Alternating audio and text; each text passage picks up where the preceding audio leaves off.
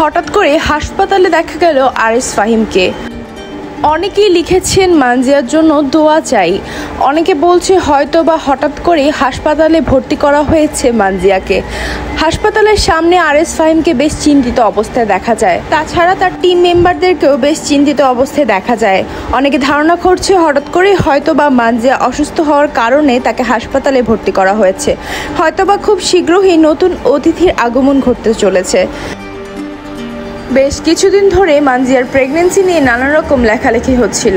অতঃপর মানজিয়া নিজেই একটি ব্লগের মাধ্যমে জানিয়েছে তিনি 7.5 মাসের গর্ভবতী। খুব শীঘ্রই নতুন অতিথির আগমন ঘটবে তাদের ঘরে। অনেকে ধারণা করছে আরিস ফাহিমের কন্যা সন্তান হবে, আবার অনেকে বলছে ছেলে সন্তান।